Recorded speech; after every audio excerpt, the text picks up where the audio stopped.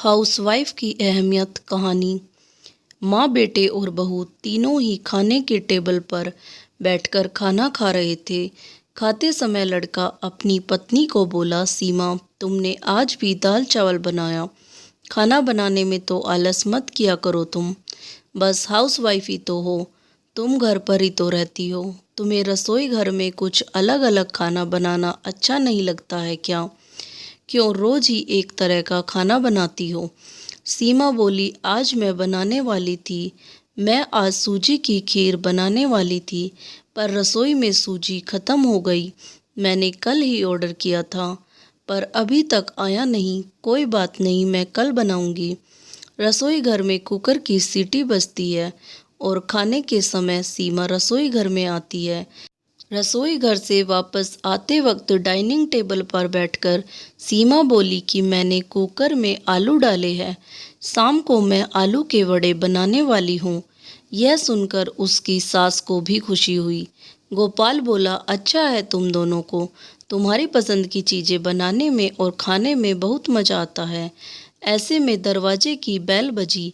सीमा वापस खाने के टेबल पर से उठी और दरवाज़ा खोला। डिलीवरी बॉय सूजी लेकर खड़ा था। पार्सल लेकर सीमा वापस खाने के टेबल पर खाना खाने के लिए बैठी। तभी माँ बेटे से बोली कि तूने अगर दरवाज़ा खोला होता तो फिर क्या होता? बेचारी ठीक से खाना भी अच्छे से खा नहीं सकती। तो बेटा बोला, सॉरी, मैं उठ नहीं सकता, मुझे ऑफिस जाने के लिए देर हो रही है। फिर रूम में चला जाता है। वो सीमा को आवाज़ देता है, मेरी फाइल नहीं मिल रही है, तुम ढूंढ कर दो सीमा। फिर एक बार खाने की टेबल से उठने वाली थी और उसके तरफ जाने वाली थी, तभी सास ने उसे रोका। छोटा बच्चा नहीं है वो, खाओ तुम खाना। थोड़ी देर बाद रूम से सब काम निपटा के सो जाती है। दूसरे दिन सुबह गोपाल उसके बेडरूम में फाइल ढूंढ रहा था और वह फाइल ढूंढने की वजह से बेडरूम पूरा अस्त व्यस्त कर दिया। गोपाल अकेले में बड़बड़ा रहा था, इस घर में कभी भी कोई चीज़ समय पर नहीं मिलती है। इन औरतों को कोई काम नहीं होता, इसलिए दिन भर इधर का सामान उधर करती रहती है। उसकी आवाज़ से सीमा वापस उसके रूम में आती है और रूम की बुरी हालत देखकर उसे गोपाल पर गुस्सा आता है। वह गोपाल को पूछती है, आप क्या कर रहे हो? तभी गोपाल बोलता है, मैंने तुम्हें पिछले दिन दी हुई फाइल कहाँ पर है? सीमा तुरंत वह फाइल बाहर निकालती है और वह गोपाल को दे देती है। सीमा गोपाल को कहती है, इतना सारा सामान बिखेरने से पहले मुझे एक बार पूछा तो होता। कितना सामान बिखरा पड़ा है, मैं क्या दिन भर यही काम करती रहूं क्या? उल्टा गोपाल सीमा पर चिल्ला देता है और बोलता है कि क्या काम रहता है दिन भर तुम्हें? इतना काम भी तुम नहीं कर सकती क्या? दिन भर सोते ही रहती हो सिर्फ। माँ के कहने पर हाउसवाइफ से शादी करके बहुत बड़ी भूल की मैंने। ऐसा बोलकर गोपाल ऑफिस के लिए निकल गया। पति पत्नी का बोलना माँ के कानों पर पड़ता है, जो गोपाल को पता नहीं था। माँ सीमा के पास जाती है, तभी सीमा रो रही होती है। कोई भी गलती नहीं होते हुए भी गोपाल उस पर चिल्लाया। यह उनको पता था, सीमा से वह बहुत प्यार करता है। सीमा भी उसे बहुत प्यार करती है। सास ने सीमा को शांत किया। फिर दोनों ने गोपाल को अच्छा सबक सिखाने के लिए प्लान बनाया। दूसरे दिन सुबह गोपाल नींद से जागा, तभी वह सीमा को चाय के लिए चिल्ला रहा था। तभी माँ नज़दीक के सोफे पर बैठी थी। वह बोलती है, सीमा घर पर नहीं है, वह किसी काम के लिए अपने मायके गई है। गोपाल फ़ोन निकालता है और सीमा को फ़ोन करने लगता है। तभी माँ उसे रोकती है और बोलती है कि फ़ोन मत करो, वह मायके ही तो गई है, 2-3 दिन में आ जाएगी। गोपाल फ़ोन रख देता है और माँ को बोलता है कि माँ, चाय। तभी माँ बोलती है, हाँ 2 कप बनाना, मैं भी पीऊँगी।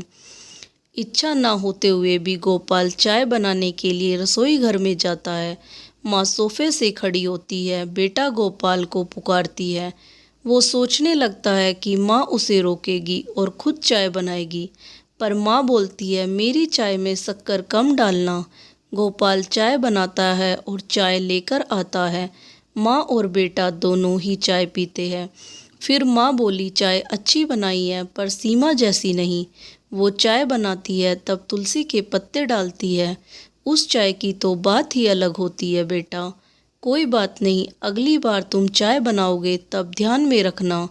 गोपाल उसकी माँ को देखते ही रह जाता है। थोड़ी देर बाद गोपाल उसकी माँ को बोलता है, माँ आज मैं मटर पनीर खाना चाहता हूँ।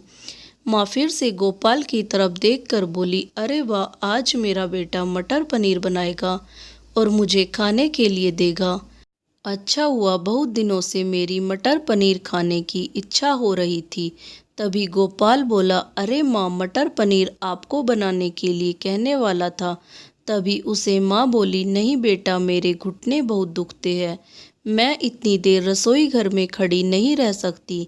तभी गोपाल उसका फ़ोन निकालता है और रेस्टोरेंट से ऑर्डर देने लगता है। तभी माँ उसे रोकती है और बोलती है, मुझे वह होटल का खाना पचता नहीं है, मुझे गैस हो जाती है और तुम मुझे बाहर का खाना खिलाने वाले हो क्या?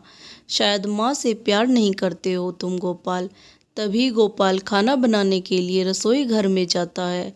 1 घंटे बाद खाना तैयार होता है। 2 थाली में खाना लेकर गोपाल उसकी माँ के पास आता है। गोपाल ने दाल चावल बनाया है। यह माँ देखती है, गोपाल को बोली, अरे बेटा, तुम मटर पनीर बनाने वाला था ना? गोपाल बोला कि माँ, यह आसान है बनाने के लिए। तभी माँ बोलती है, सीमा होती है तो आज उसने मटर पनीर बनाकर मुझे खिला दिया होता, पर जाने दो, तुम्हारे हाथ का खाना, बना हुआ खाना कहाँ मैं रोज़ खाती हूँ। ऐसा बोलकर माँ खाना खाने के टेबल पर आकर बैठती है। चल, दोनों साथ में खाना खाते हैं। गोपाल ने पहला निवाला मुंह में डाला ही था, तब माँ उसे बोली, अरे बेटा, दाल में नमक कम है, जा और नमक लेकर आ। वो खाते खाते उठता है और रसोई घर में से नमक लेकर जाता है और माँ को देता है। फिर से खाने के लिए बैठता है। तभी बीच में माँ खांसने लगी और गोपाल को बोलती है, अरे बेटा, निवाला गले में अटक गया है, थोड़ा पानी लाना। गोपाल फिर खाते खाते उठा और पानी लाने गया। फिर वो पानी माँ को दे देता है। इस सब में गोपाल के चेहरे पर गुस्सा स्पष्ट रूप से दिख रहा था। गोपाल को अब समझ में आ रहा था कि वह सीमा के साथ जिस प्रकार बर्ताव कर रहा था, उसे कितना बुरा लगता होगा। वो यह सब खुशी से करती थी, उसके चेहरे पर कभी भी कोई सिकन नहीं दिखी। वह सोचते सोचते खाना खा रहा था। माँ यहीं पर नहीं मानी। खाना होने के बाद माँ गोपाल को बर्तन धोने के लिए कहती है और माँ उसके रूम में आराम करने चली जाती है। माँ उसे परेशान करने का कोई मौका नहीं छोड़ती। वो गोपाल को बुलाकर चादर ओढ़ने के लिए कहती है। उसके बाद गोपाल रूम से बाहर जाता है तो उसे माँ रोकती है और एसी का टेम्परेचर कम करने को कहती है। अब इन सभी कामों की वजह से वह चीड़-चीड़ करने लगता है, लेकिन कुछ भी नहीं बोल पाता। दूसरे दिन सुबह जल्दी उठ जाता है। उसे ऑफिस जाना होता है, इसलिए वह जल्दी सब्जी काटता है, पर उसका ध्यान सब्जी की तरफ नहीं होता। वह सीमा का विचार कर रहा होता है। वो सोच रहा होता है, हाउसवाइफ का काम आसान होता है, ऐसा मुझे लगता था, पर सच में वैसे नहीं है। मैं कितना गलत बर्ताव करता था सीमा के साथ। मन ही मन पछता रहा होता है। तभी सब्जी काटते समय अपनी उंगली काट लेता है। वह उठकर बेसिन में उंगली धोने के लिए जाता है। ऐसे में सीमा उसके पास आती है और हाथ पर पट्टी बांधने लगती है। मतलब सीमा अपने मायके गई ही नहीं थी, गोपाल से छुपकर उनके ही घर में थी। यह तो सास और बहू का प्लान का एक हिस्सा था।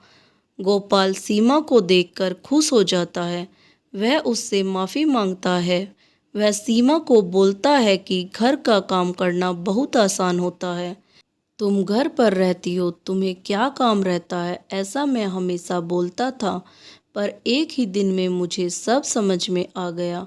मैं तुम्हें ऐसा कभी भी नहीं बोलूँगा और इसके आगे हम एक साथ घर के काम करेंगे।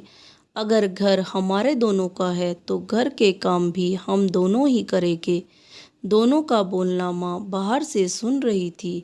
वह दोनों के लिए बहुत खुश थी। दोस्तों, आपको मेरी कहानी अच्छी लगी तो मेरी कहानी को लाइक करें, मुझे कमेंट्स करें और मेरे चैनल को सब्सक्राइब करें। धन्यवाद। राधे राधे।